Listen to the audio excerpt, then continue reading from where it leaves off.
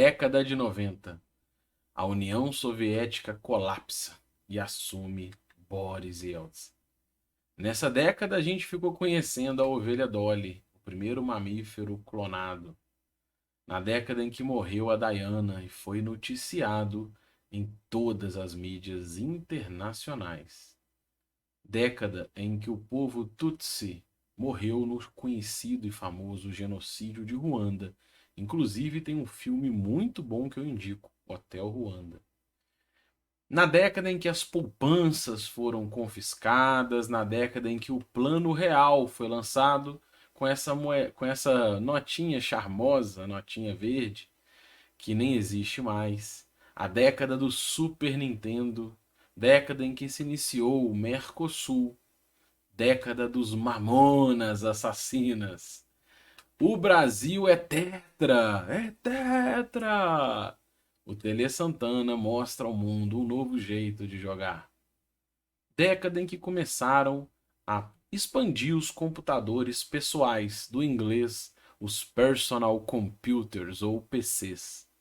Mas foi um outro tipo de PC que me encantou e que eu vou falar sobre ele hoje nesse vídeo.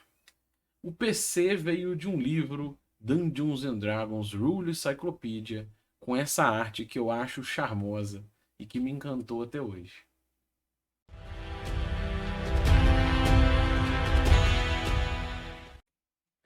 Salve aventureira, salve aventureiro, bom dia. Eu sou o Kiral e hoje o tema do vídeo começa com uma pergunta: como eu cheguei até aqui?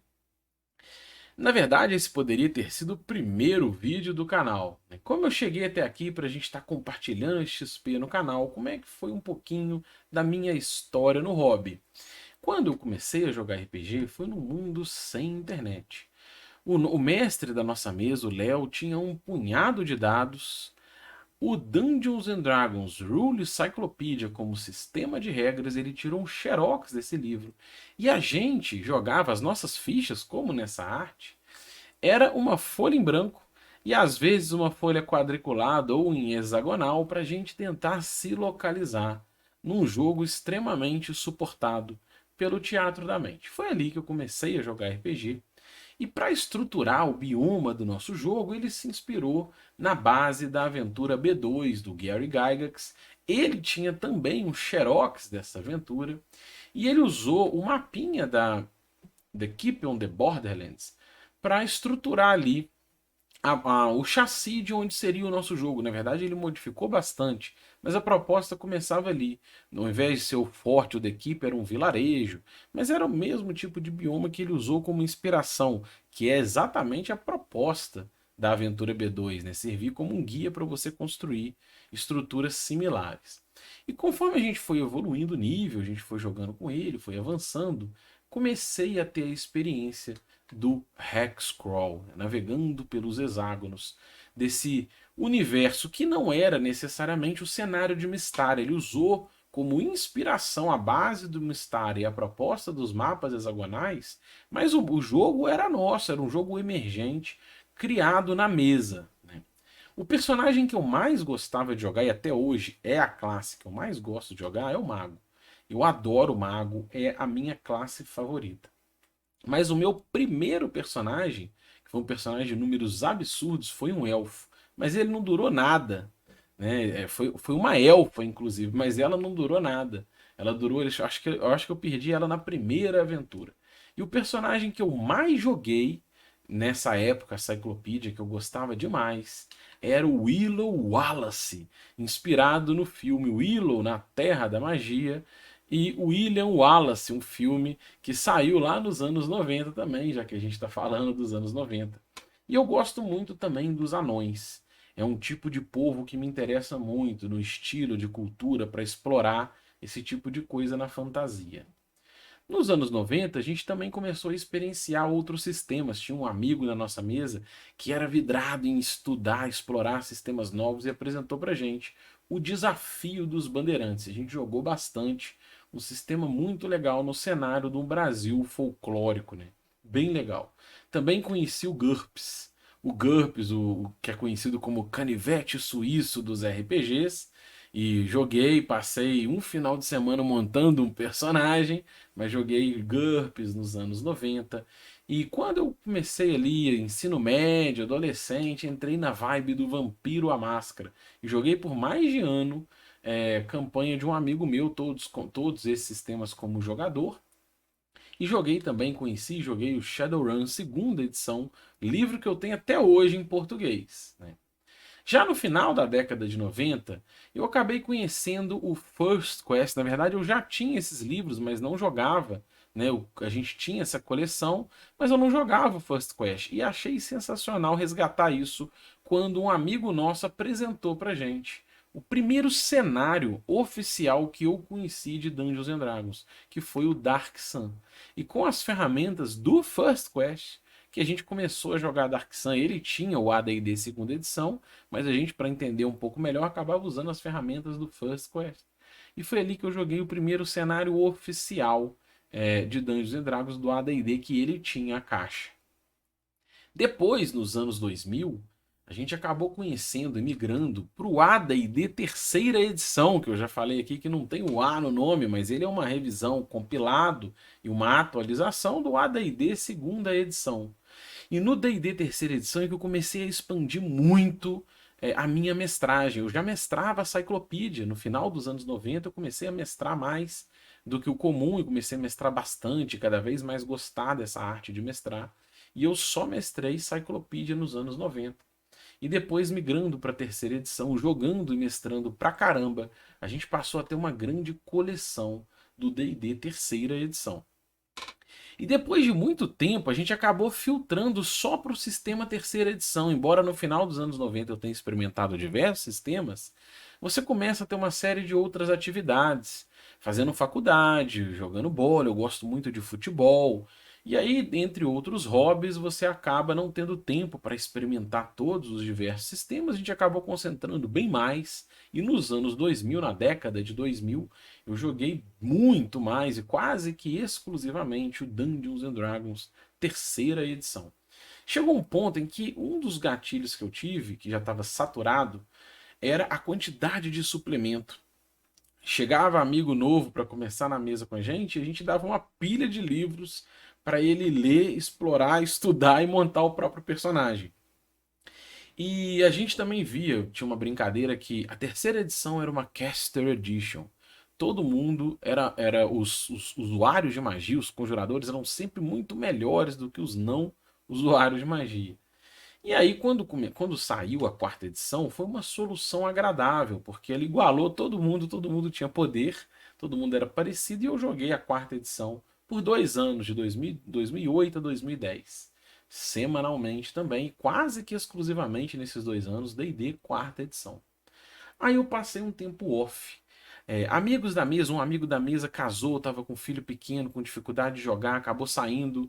Depois um outro amigo mudou de cidade, arrumou emprego em outra cidade, acabou deixando o nosso grupo e aconteceu comigo também. Eu acabei mudando de cidade e eu tive um hiato de 2011 a 2014 sem jogar RPG. Foi aí em 2014 que foi lançado o Dungeons and Dragons quinta edição. E alguns amigos, já no mundo em que o online já era mais interessante, já tinha a ferramenta do Roll20, um amigo me convenceu a tentar jogar D&D quinta edição usando a ferramenta Roll20, usando o sistema online. E eu acabei topando, comprei os livros, a gente comprou a trinca básica, comecei a acompanhar grupos no Facebook e rapidamente, em 2 semanas explorando, a gente começou a mesa. E 3 coisas me encantaram na quinta edição, das minhas lembranças, dos problemas que eu tinha na terceira e na quarta. Principalmente, a concentração que impedia que os personagens tivessem aqueles super buffs. A gente chegou ao ponto na quarta edição de usar anéis de refrigerante, aqueles anéis coloridos, para marcar a legenda de buff ou debuff, se está envenenado, se não está, se tem essa vantagem, não tem alguma coisa. Então a concentração foi uma solução muito legal, porque impedia que conjuradores acumulassem uma série de buffs ou uma série de debuffs. Então achei incrível, falei, essa solução foi genial. Outra coisa que eu gostei muito de cara foi a regra da vantagem e desvantagem, que deixava de forma muito fácil a arbitragem de se você tem cobertura, se tá chovendo, se não tá. Ficava fácil, rápido, ao invés de ficar somando aqueles monte de bônus possíveis para as regras de cobertura e detalhes que acabavam deixando o jogo lento. E também a regra do Bound and Accuracy, que era um problema principalmente da terceira edição, em que você rolava um D20 só para rolar o dado, porque os bônus eram tão altos em que não tinha como o D20 ter peso, né? Era o 1, você só rolava para não tirar 1 ou só para tirar só 20. Mas ao longo da experiência, eu fui cada vez mais vendo que o D&D quinta edição era um sistema de alta magia. Muita coisa, a magia dita muito, os recursos mágicos, itens mágicos, magia, dita muito o estilo do jogo. E algumas coisas muito além disso começaram a me incomodar. O principal gatilho que eu me lembro foi conforme a gente explorava a proposta do uso da magia Fireball. Né? Tinha um Orlock na nossa mesa que tinha Fireball e usava com frequência porque ele recuperava em descansos curtos. E tinha uma classe chamada, que eu acho horrível, que chama Sorcadin, né? Que era um sorcerer e paladino que usava também desse recurso para otimizar. E tinha um povo no nosso jogo que usava os famosos Shield Wall, né, a muralha de escudos, para se proteger de nações conjuradoras. Mas na hora que a gente foi usar isso na mesa, um dos jogadores pegou um Twitter do Crawford para mostrar que o Fireball se espalha para todo lado e que a cobertura não funciona com o Fireball. E aí eu comecei a refletir de que o estilo de jogo ele é muito pautado pelas mecânicas, pela regra do jogo, né? A regra dita muito o que você vai jogar com essa ferramenta. E se você duvida disso, eu te desafio a olhar, dar um Google aí e dar uma olhada sobre a regra de assassinar. E você vai ver, tem vídeo no YouTube, tem textos, tem várias reflexões que são cansativas para você entender que a regra de assassinar está completamente atrelada ao sistema. Você precisa avaliar a iniciativa, precisa avaliar primeiro se está surpreso ou não está surpreso, né? Se tem um teste de furtividade ou não, se vai ter iniciativa e uma série de elementos mecânicos pautando o seu jogo. Então, eu comecei a ver que você jogava o sistema. O que você estava jogando era o sistema e você precisava adaptar a sua lógica ficcional, o seu cenário, a experiência que você tinha que propor ao sistema. E outras coisas também me incomodavam um pouco ou muito na quinta edição, como a Cantrip, que de certa forma banaliza uma série de recursos, né? Você tem, por exemplo, o Druidcraft, que sempre direciona para onde está o norte. O Mending, que repara objetos, o que é extremamente poderoso em alguns tipos de cenário. Recursos de luz que são banalizados pela luz que você tem no acesso como a Cantrip. E, além disso, os personagens que são, que eu vou chamar aqui de especialistas. O que, que é isso? São personagens expert. Para aquela proposta de experiência do Dungeons and Dragons clássico, o Basic e o Expert, ou o BX, o Expert parte da proposta de que o seu personagem é um aventureiro consagrado. Mas ele precisa avançar os 3 primeiros níveis, que não existem na quinta edição. Os personagens já vêm com um background, eles já vêm com o estilo de um especialista, protegidos por mecânicas como os Death Saving Throws. Se você pegar, por exemplo, o Ranger, né, ou Guardião, na tradução da Galápagos, ele nunca se perde. É uma ferramenta muito poderosa. Você não tem o sentimento que você está jogando com um personagem aprendiz do seu ofício. No nível 2, por exemplo, ainda muito no começo do jogo, um druida é capaz de virar um urso 2 vezes. Um urso extremamente poderoso. Então são alguns exemplos, né? Todos esses personagens, no nível 1, eles começam normalmente com um bônus de mais 5 no dado. O que direciona muito o jogo para o teste de atributo, para o ataque, porque é mais 5 e o urso ataca 2 vezes mais 5, né? O druida no nível 2. Então são estruturas que começaram a me fazer refletir sobre se essa era a melhor ferramenta que eu queria. E no meio dessa reflexão, eu acompanhava o canal do Azecos, acabei me deparando com o Dungeon Crawl Classics num financiamento coletivo que eles apresentaram lá. E eu gostei tanto da textura, da proposta, jogar com personagens extremamente aventurescos, que eu comecei a experimentar o DCC. Jogando, mestrando Aventura Funil, aprendendo ainda ao longo daquele financiamento coletivo em 2017. Em paralelo, outros financiamentos coletivos, outras propostas de sistema, me levaram a querer experimentar pelo menos uma aventura para ver como é que é. E comecei a experimentar, assim como no final dos anos 90, alguns outros sistemas que navegam próximos ou mais distantes dessa linha estrutural do Dungeons and Dragons. Experimentei o 13ª Era, que não deixa de ser um D&D-like, mas joguei e mestrei, tem até o livro do Sétimo Mar, que é um sistema totalmente fora da estrutura do Dungeons and Dragons. E buscando a proposta mais aventuresca, mais pé no chão e aprendendo sobre hexcrawling, resolvi experimentar, mestrar uma aventura que acabou sendo curta, né? Uma campanha que acabou sendo bem curta, que foi o Adventures in Middle-earth. E aí, em 2017, eu acabei me deparando com uma live lá no canal do Perdidos no Play, do Rafael Balbi. Eu já estava trocando muita ideia com o Balbi, gente boa demais sobre esse estilo de jogo. Eu ainda tentando convencer ele que era possível usar ferramentas do D&D quinta edição, como Adventures in Middle-earth, para fazer hexcrawling. E aí ele começou essa live, Dungeons and Dragons Rule Cyclopedia, o Ouro e Glória, lá em 2017. E quando ele começou essa live, a gente começou a trocar muita ideia. E essa live me ativou um gatilho de que a Rule Cyclopedia é um espaço fértil para a gente explorar, talvez, um outro estilo de jogo. E eu fiquei tão empolgado que eu pedi para fazer uma confecção da Rule Cyclopedia. Olha aí, à direita é um livro que eu pedi para customizar da Cyclopedia. Depois, mais tarde, eu acabei comprando, acho que foi no eBay, né, o livro, a Cyclopedia, que foi produzida pelo Print On Demand do Drive-Thru RPG. E se você olhar por baixo, é o fichário que tem o Xerox que eu tirei lá nos anos 90, que eu comecei a mestrar a Cyclopedia nesse Xerox.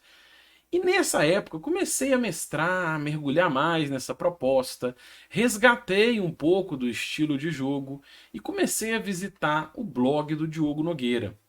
Visitando o blog do Diogo Nogueira, buscando entender um pouco mais do estilo old school, do movimento OSR, resolvi comprar e experimentar espadas afiadas e feitiços sinistros e também mergulhar ainda mais na espada e feitiçaria do Dungeon Crawl Classics. Já tinha jogado o DCC, mas resolvemos montar uma campanha estruturada usando as ferramentas do DCC.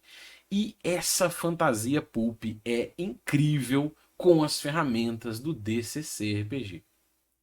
Nessa mesma época, eu também empolgado com o estilo old school, pedi para fazer uma réplica da caixa magenta do Tom Moldvay e aquela aventura da Rule Cyclopedia que eu mestrei eventualmente ao longo do processo, resolvi transportar ela para a estrutura do D&D básico do Tom Moldvay.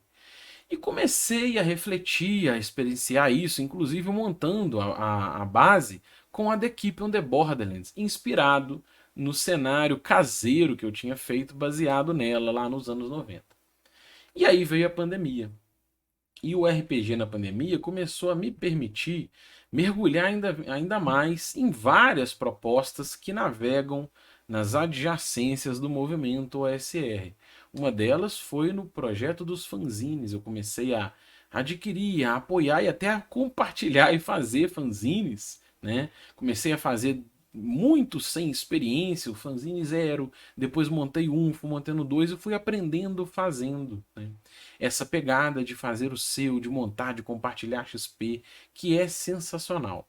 Ao longo da pandemia eu comecei a explorar ainda mais as ferramentas clássicas do Dungeons and Dragons, seja os sistemas da era TSR, o AD&D do Gygax, o D&D original, o D&D BX, o Expert, as caixas Beckme, o AD&D segunda edição e principalmente mergulhar ainda mais nas ferramentas retroclonadas, né? O que seria o retroclone das ferramentas do D&D clássico, cada um ao olhar de um autor.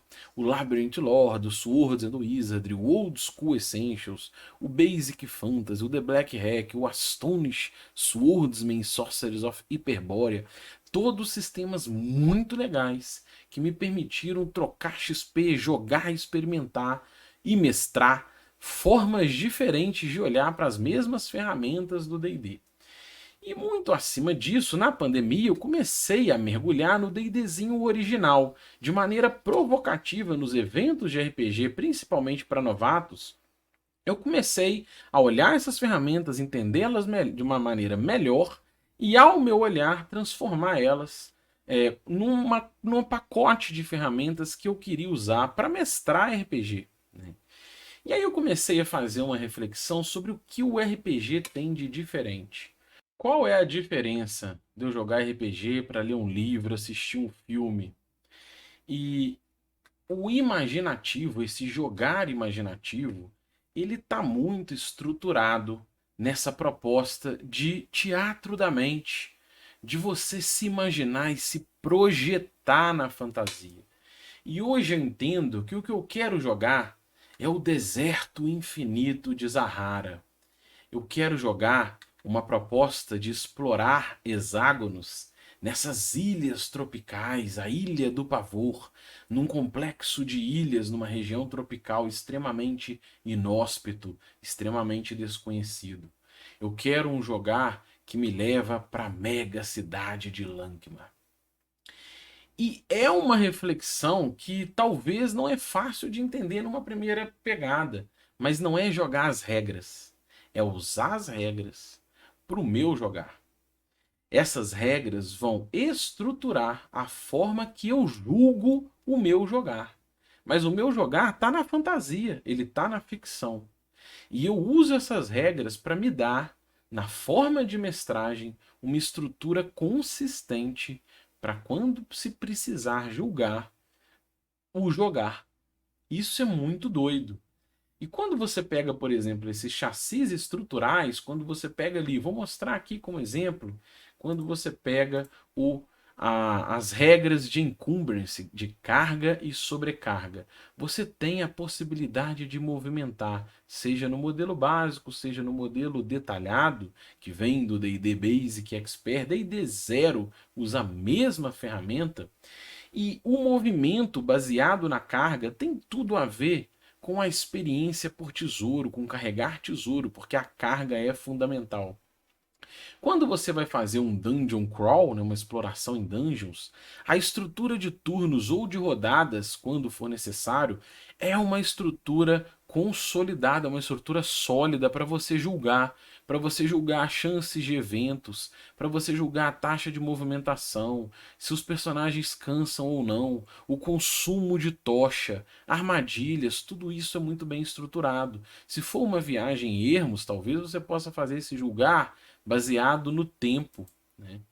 Se você pensar nos encontros, né, a distância desses encontros, se a criatura que está ali vai ser hostil ou não, o moral dessa criatura que pode julgar um medo, um posicionamento ficcional, as magias que você vai usar, as criaturas, se elas são mais fracas, se elas são mais fortes, as salvaguardas das criaturas e dos personagens, os idiomas que esses personagens falam, tudo isso é um arcabouço ferramental para julgar o meu jogar. E o que eu quero hoje, que eu acho muito mais legal, que me faz ser ainda mais apaixonado pelo RPG, é experienciar a lógica ficcional usando esse tipo de ferramenta. E é sobre essa viagem, né, no lá e de volta outra vez, que eu resolvi montar esse vídeo para falar um pouquinho de todo esse processo até hoje. Na data de gravação desse vídeo, a gente está em setembro de 2021 e ainda em pandemia. E é sobre isso que eu vim apresentar um pouco, sobre toda essa estrutura e por que que a gente está até aqui. Se você gostou, se inscreva no canal, deixe o seu like, compartilhe e, acima de tudo, comente, porque isso é sempre um XP em construção. E compartilhar XP é o principal objetivo do canal. Um abraço e até o próximo vídeo.